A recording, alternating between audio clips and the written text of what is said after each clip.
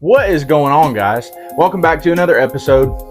Sorry for all the mess you see in the background. Been working on lures, all that stuff, so been busy. Here's a little bit of a quick update before we get our video started on the 7 1/4 inch glide bait that I'm making. So I currently have it sealed, have it split in half. I've got some marks on it for line ties and hook hangers and all that, but I also have lead poured in it. I might have to put a little more lead in this section here. I ran out, so I'm gonna have to get some more. But anyway, there's the update on that, so you'll be seeing that soon. Really excited about this one. Have a really cool color scheme that I'm doing on this one. But without further ado, let's get started.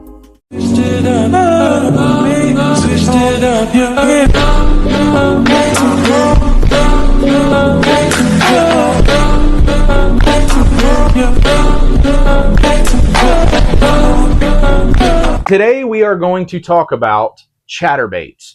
So I've told you guys in the past, chatterbaits are something that I really haven't used a ton of. I usually, use a spinnerbait. I'm a big spinnerbait guy, but I'm having to get into chatterbaits. It's not that I don't like a chatterbait or I have something against it.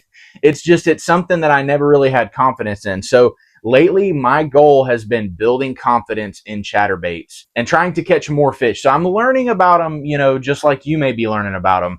But I think I have enough experience with them, where I can talk about them. I also want you guys to interact with this video. Please comment your opinions on chatterbaits, because I may be wrong, or, I may have a different opinion than yours. I will take all of the advice that I can get on chatterbaits. But anyway, let's get started. So you've got a ton of different options, and this is just kind of the basics. You've got the standard Z-Man chatterbaits. I really like these, just the original chatterbait. This is a chartreuse white with a gold blade on there. This is something we'll talk about in a minute, the color, but this is another original Z-Man.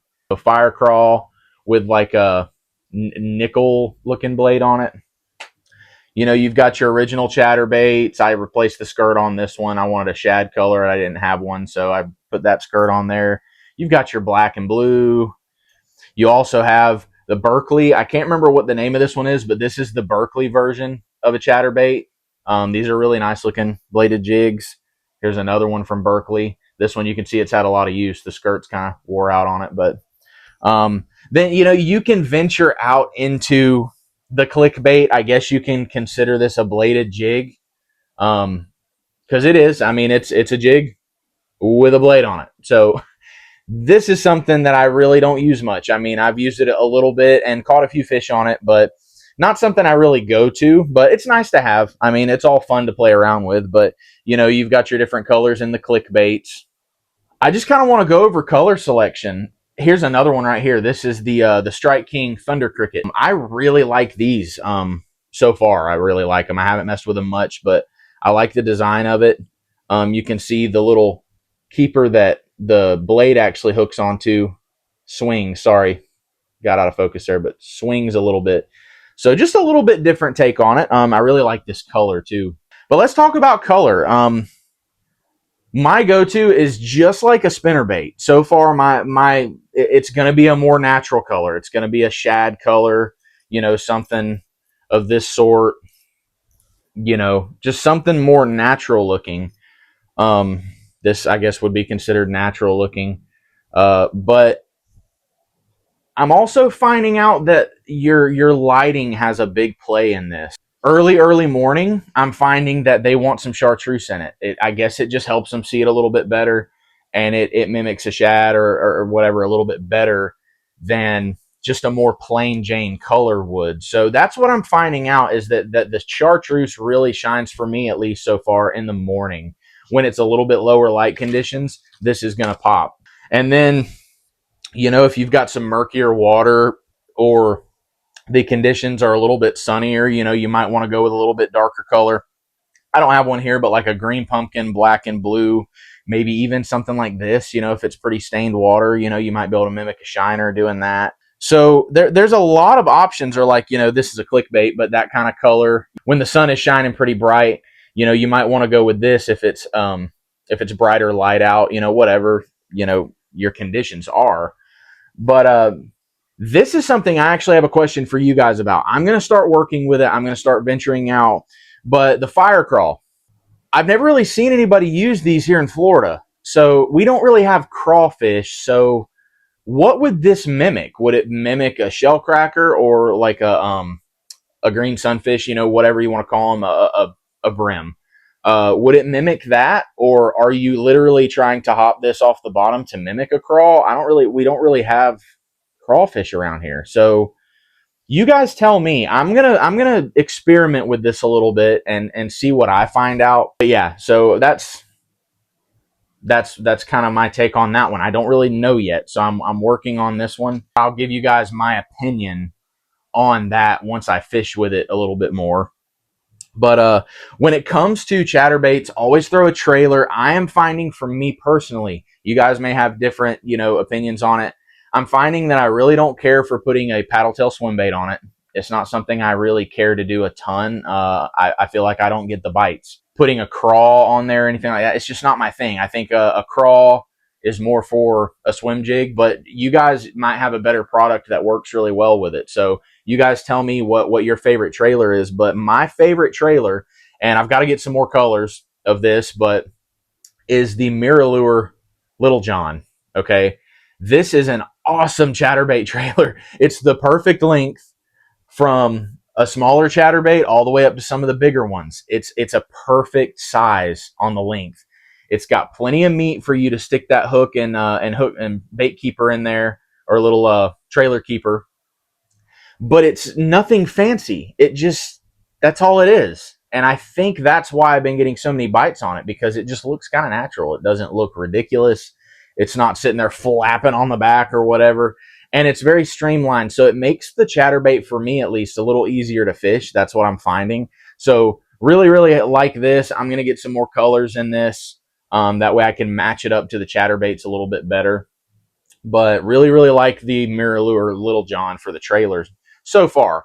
I know you can, you know, I've done a video in the past where you could use a ribbon tail, old ripped up ribbon tail. You can cut that off and use it. I have done that and I have caught fish.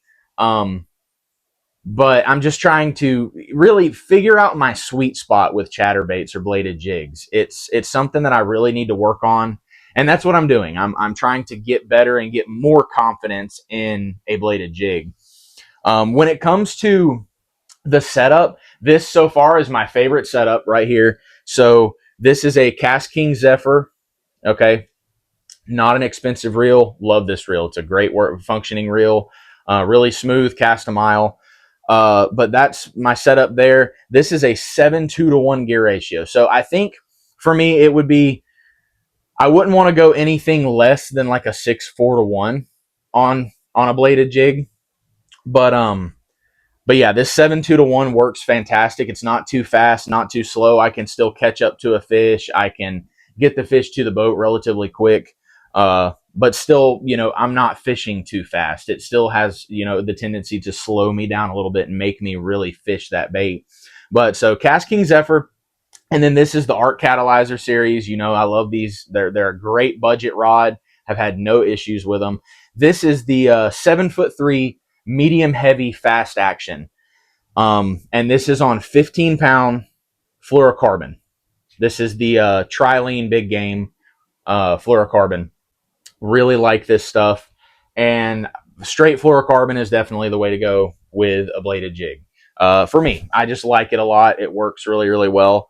And yeah, so you got plenty of strength in it. You know, you can fish around some, you know, docks and things like that without, you know, wearing out your line. You can fight a big fish in, no issues. You don't have to sit there and play around with him too long. But it's nice and clear. It's a little bit lighter line, so you get that casting distance. It helps that bait get down a little bit farther in the water column. But yeah, that's the setup, guys. And you can tell this one is definitely well used. I have used the crap out of this rod, but that's going to be my go-to setup. 7'3", medium heavy, fast action on a 6'4" to 1 to, you know, 7'2" to 1, 7'5" to 1, something like that. I really wouldn't want to go any higher than that on the gear ratio. I think it's just too fast, but something of that sort. The Cast King Zephyr, a great reel. I would also throw this on the Cast King Sharky 3 that I have. That would be a phenomenal reel for it as well. But there you go, guys. That's my take on chatterbaits so far. I want to hear your comments. Please make sure that you give me your 2 cents worth on bladed jigs, chatterbaits, and what setups you use. I'd love to hear from you. I might learn something. Hopefully you learned something from me. But yeah, that's my take on it. It's something that I really, really am looking forward to getting confidence in. I've caught a lot of fish on them, but it's never really been my, oh, I'm going to pick up a chatterbait. I want to be that way. I want to be able to, go out on a lake and say, you know what, I don't really know what to do. I know that I can catch something on this chatterbait. I'm going to cover some water and get some fish in the boat. So, but I appreciate you guys watching. If you like this content, please make sure to like the video. If you haven't become a subscriber yet, please make sure that you subscribe and hit that notification bell so you get all my new stuff that's coming out. So I love you guys. I hope you guys have a wonderful rest of your week, and I will see you on the next one.